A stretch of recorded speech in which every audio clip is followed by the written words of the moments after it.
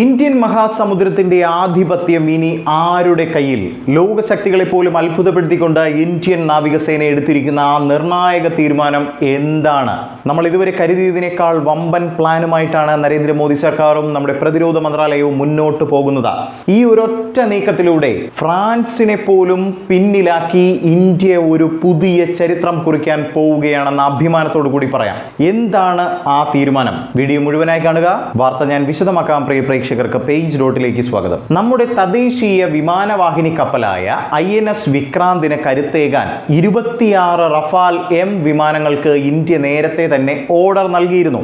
2025 ഏപ്രിലിൽ ഒപ്പുവെച്ച 7.4 ബില്യൺ യൂറോയുടെ ഈ വമ്പൻ കരാർ പ്രകാരം 2029 മുതൽ 31 വരെയുള്ള കാലയളവിൽ ഈ വിമാനങ്ങൾ ഇന്ത്യയിൽ എത്തുമെന്നതാണ്.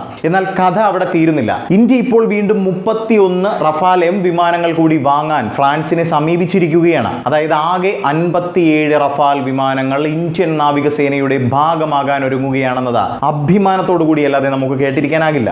ഇത് നടപ്പിലാകുന്നതോടെ റഫാൽ M വിമാനങ്ങൾ ഏറ്റവും കൂടുതൽ ഉപയോഗിക്കുന്ന ലോകത്തിലെ തന്നെ ഒന്നാമത്തെ രാജ്യമായി നമ്മുടെ ഭാരതം മാറും എന്നതാണ്. ഫ്രാൻസിന് പോലും ഏകദേശം 41 റഫാൽ M വിമാനങ്ങൾ മാത്രമാണുള്ളത് എന്ന് ഓർക്കണം കേട്ടോ.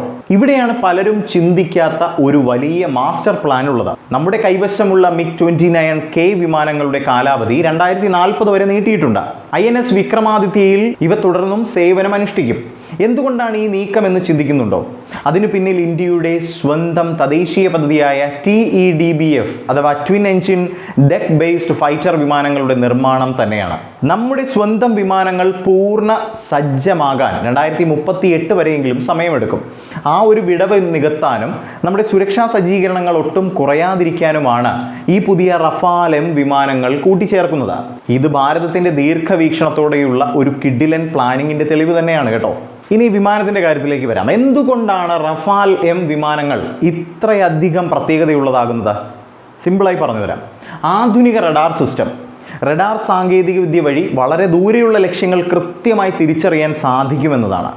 RBE2 AESA റഡാർ പോലെയുള്ള സാങ്കേതിക വിദ്യകളാണ് ഇതിൽ ഉപയോഗിച്ചിരിക്കുന്നത്. അതുപോലെ തന്നെ കൃത്യതയുള്ള മിസൈലുകൾ, ലോകോത്തര നിലവാരമുള്ള മെറ്റിയോർ അതുപോലെ തന്നെ സ്കാൽപ്പ് മിസൈലുകൾ വഹിക്കാനുള്ള ശേഷി ഇവയ്ക്കുണ്ട്. ഇനി മറ്റൊരു ഗുണവശമായി പറയേണ്ടത് ഇതിൻ്റെ നിർമ്മാണ രീതിയാണ്. വിമാനവാഹിനി കപ്പലുകളിൽ ഇറങ്ങാൻ അനുയോജ്യമായ കരുത്തുറ്റ ലാൻഡിംഗ് ഗിയറുകളും അറസ്റ്റർ ഹൂക്കുകളും ഇവയിലുണ്ട്. ഇനി വരാനിരിക്കുന്ന ഇന്ത്യയുടെ അടുത്ത വിമാനവാഹിനിയായ INS വിശാൽ കൂടിയാകുമ്പോൾ ഇന്ത്യൻ മഹാസമുദ്രത്തിലെ ഏതു വെല്ലുവിളിയെയും നേരിടാൻ നമ്മുടെ നാവികസേന സജ്ജമായി തീരും.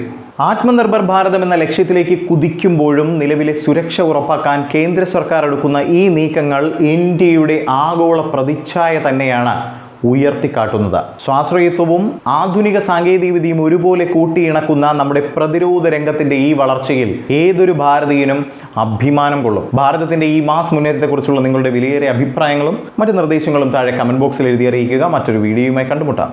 ജയ് ഹിന്ദ്.